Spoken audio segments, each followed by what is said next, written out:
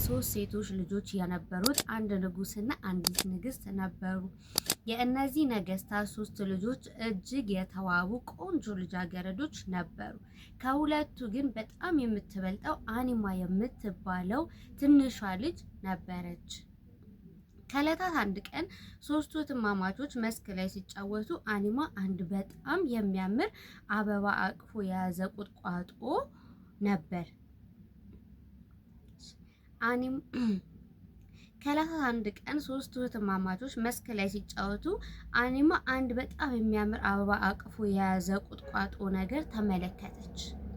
ይህንን ውብ አበባ እንዳየችው ወደደችው። ወደ ቤቷ ወስዳ ተክላ ልታሳድገው ተመኘች።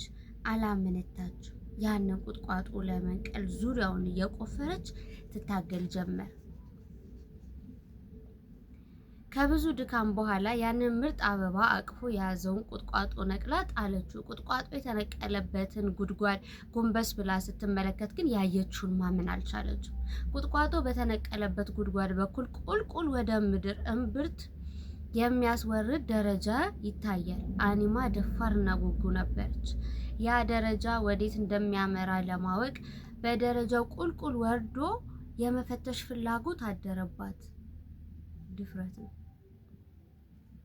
እህቶቿን እንኳን አልጠራችም። ብቻዋን በዚያ ደረጃ ቁልቁል ወረደች። በደረጃው በኩል ቁልቁል ብዙ ከተጓዘች በኋላ በመሬቱ በታችኛው በኩል ከዚህ ቀደም አይተው የማታውቅ አንድ ልዩ ሀገር አገኘች።